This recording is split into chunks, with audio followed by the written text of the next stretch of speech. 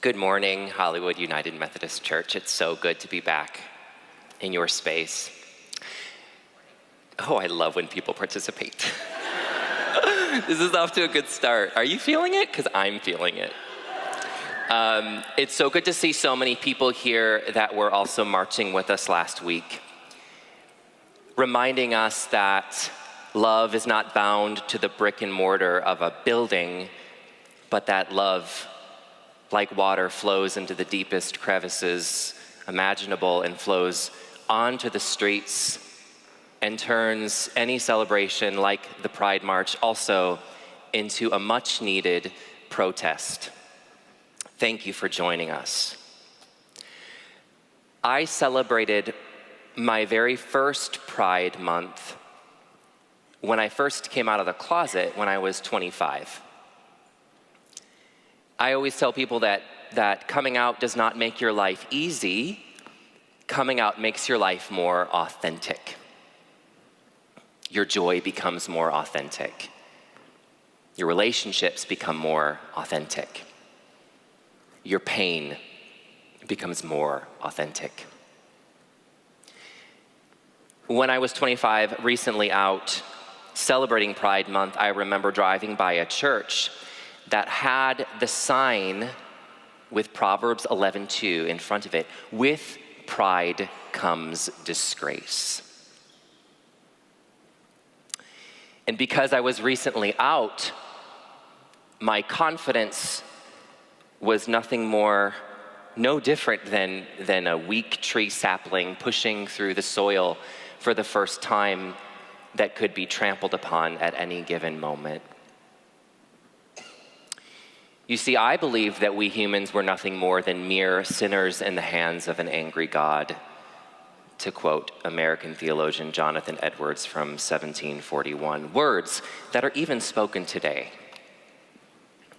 In seeing Proverbs 11:2 plastered on a sign by taking the word pride out of context and twisting the meaning of that verse as a way of alienating a group of God's children, I immediately felt the absence of love,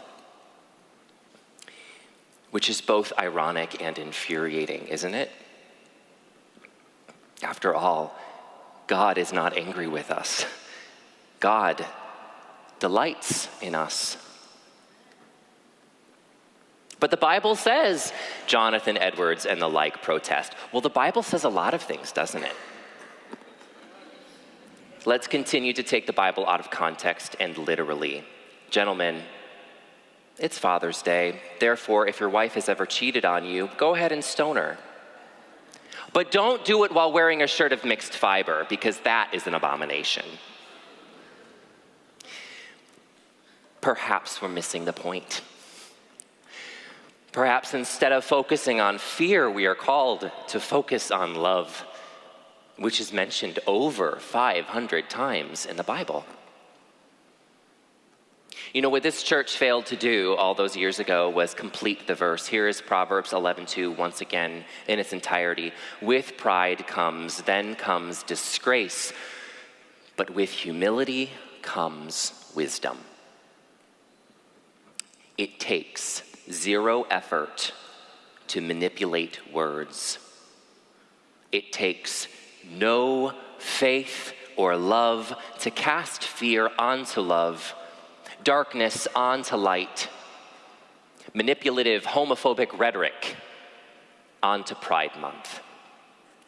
And sure, the word pride can have a negative connotation. Let's not ignore that. Pride can be synonymous with arrogance. Pride can refer to excessive self-confidence, a sense of superiority over others. Someone who is too proud can be arrogant, dismissive, condescending. They can alienate individuals and create negative relationships. Do you see the irony of a church so arrogantly taking a verse out of context as a way of alienating a group of God's children? As if the queer community doesn't already have enough going against them as it stands. As a life coach who helps other gay men free themselves from church shame, the number one thing I hear from people in my field is that they feel as if they are not gay enough for the gay community and also not Christian enough for the Christian community. They feel as if they don't belong anywhere. And the statistics support this belief as well. According to the Trevor Project from 2022, 28% of LGBTQ youth reported experiencing homelessness, housing instability at some point in their lives, and those who did had 2 to 4 times the odds of reporting depression, anxiety, considering suicide, and attempting suicide compared to those with stable housing. And according to the Albert Kennedy Trust, nearly half of those children who are kicked out of their parents' households are kicked out the day they come out from religious households. In the name of what God? If sin means to miss the mark of love, then who is doing the sinning here? The child that has the courage, at the risk of losing the roof over their head, to say, Mom, Dad, this is who I am, this is how God made me? Or the parent that says, no, my child, and that God is wrong? The arrogance to tell God that God is wrong. The pridefulness it takes to avoid the intolerable belief that perhaps you have been bought into the cult of innocence and that the cost is your child's life. A child that you so willingly chose to bring into this world. Tell me, do you stop being pro-life once the life is out of your body?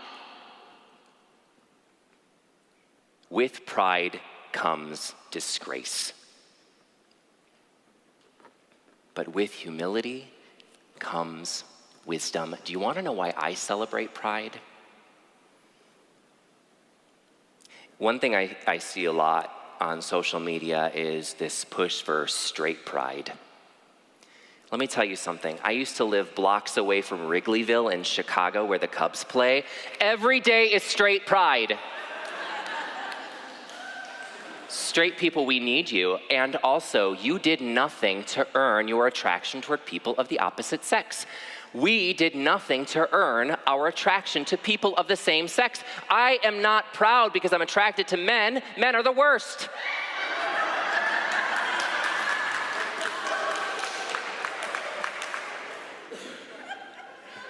I am proud. I am proud to stand up against the grain of society. I am proud to have the privilege and the courage to stand up against the grain of society, against my Christian bullies, against my childhood trauma, to say that I am worthy of love and belonging, not in spite of who I am, but as and because of who I am. I am proud because when Jesus said, "Love thy neighbor as you love yourself," I took that to heart and I put in the work to love myself. I am proud because when God says that you are made in the image and likeness of me, I believed her. I am proud. I am proud to be a part of a community that came before me, that paved the way to make it possible for me to be standing at the pulpit of a church which is a symbol of so much pain, shame, and vitriol for this community. This community which permeates beyond the boundaries of geography, of creed, of race, and religion. We make up less than 5% of the population. We have been chosen by God to make the world a more beautiful place. Why would I not be proud of that?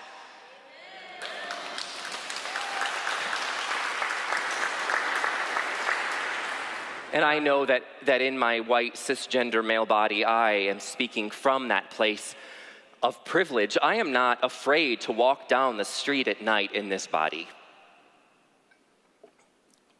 And I often wonder if Marsha P. Johnson,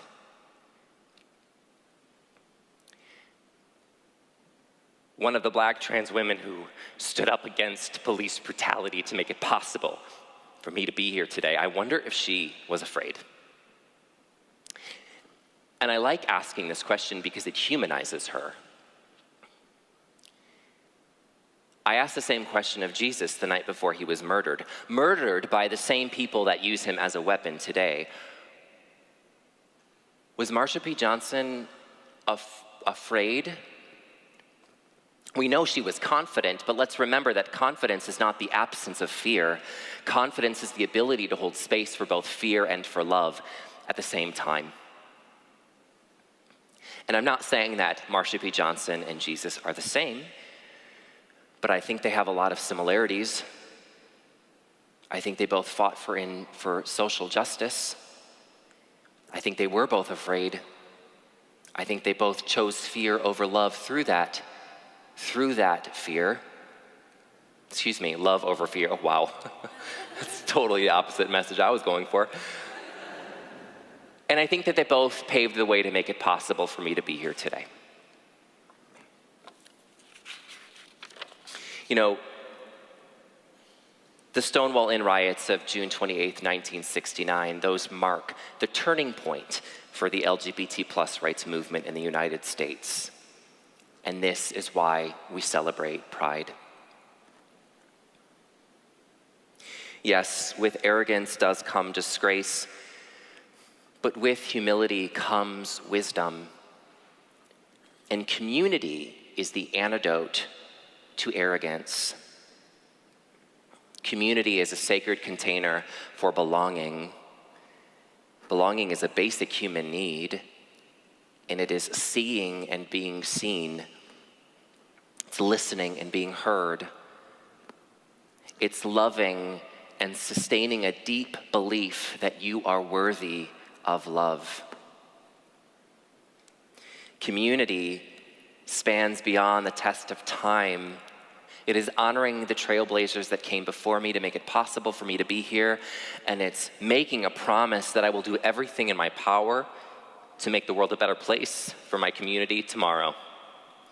It is receiving the torch with grace and humility, and it is passing on the torch with pride and with gratitude. And my goodness, is it more important now than ever to receive, to hold, and to pass that torch. According to the American Civil Liberties Union, as of April 3rd, there have already been 413 anti-LGBT bills brought into legislation. That's what that graph references. The bottom line is how many bills from April 3rd. You can see that that's over double the amount of anti-queer bills from last year. And as of today, that number has risen over 500. Also in April, the NAACP and Equality Florida both issued travel advisories warning LGBT plus people from traveling to Florida due to a rise of dangerous hate crimes, rhetoric, and legislation. According to the FBI, hate crimes towards the LGBT community have risen over 70% from 2020 to 2021. And as of June 6th of this year, the HRC, the Human Rights Campaign, declared a state of emergency for LGBT people due to an unprecedented rise in legislation. If you have never feared for your life because of your sexuality on any day of voting, please understand that that is your hetero privilege. Please believe me when I say that we are afraid. Please take my fear with you to the ballot box. You know, I understand that as a life coach, I encourage people to come out of the closet. And again, I need to note that that is a place of privilege, because so many people are afraid of coming out because they don't want to be another statistic written on the wall. That's a legitimate fear. And not just that, homosexuality is actually illegal in over 70 countries. In fact, Uganda just this year passed a law making homosexuality punishable by death in some cases. And so, I would be doing a disservice to my community if I did not acknowledge my brothers and my sisters and beyond who are still living in the closet. You matter, and you are a part of this community, and I love and I see you, closet and all. And if my words can reach your ears, then there's no politician, no homophobe, no hater who can prevent God's love from flowing from my lips to your ears. I understand why you're afraid. Haters don't make it easy.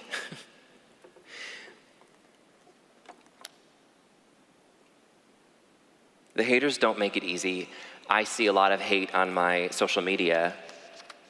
Just this last week, I can't tell you how many times I've been called an orphan or fatherless or where's your father?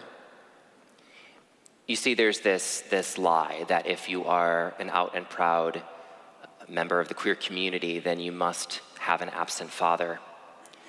And while I have a wonderful father who loves and supports me, I recognize that many queer people don't. Let me make it very clear. If you are a part of the queer community, you are not a part of this community because your father is absent. It says nothing about you, and it says everything about their fragility and their weakness. On that note, happy Father's Day to the fathers who choose love over fear. Happy Father's Day to the mothers who stand in. Happy Father's Day for the children who do not have father figures in their lives. I am also told that I'm a groomer. I'm also told that I'm going to hell and I'm leading other people to hell. But my favorite thing that I'm told is that I'm the reason that they are homophobic. I'm the reason you're homophobic? Duh. I'm the reason you're homophobic, no different than loud noises are the reason my dog is afraid of thunder. No different than water is the reason my best friend is afraid of drowning in the ocean. But does the thunder silence itself when my dog is around? Does the ocean dry up so that my best friend can pretend to be Moses and walk across the ocean floor when she's around? Do I stop living in my beautiful, authentic self because you are afraid of my authenticity?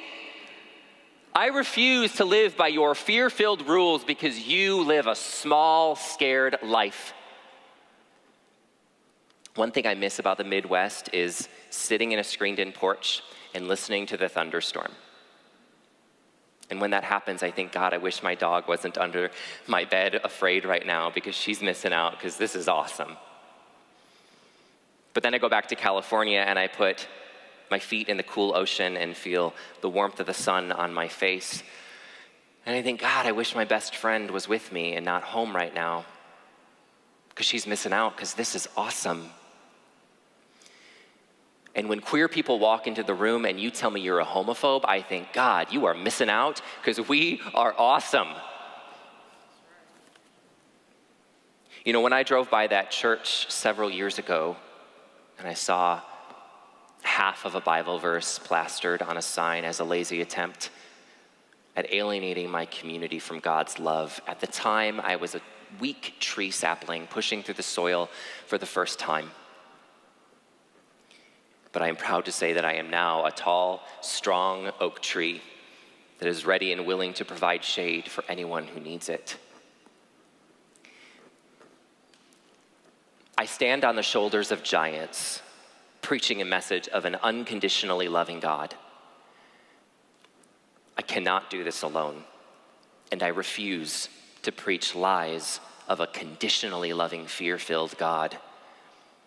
For it is the humility bestowed upon me from my community that gives me the wisdom to know the difference. Yes, with pride comes disgrace. I have so many people to thank that have nurtured the soil and made it possible for me to be here. People like Marsha P. Johnson, Sylvia Rivera, Edie Windsor. I went out of order and now they're trying to catch up. You guys are doing great. Marsha P. Johnson, Sylvia Rivera. We can go to the next slide. That's Sylvia Rivera. And Edie Windsor. And Harvey Milk. who've made it possible for me to be here. Yes, with pride comes disgrace, and with humility comes wisdom. And thank God for that. Happy Pride. God bless.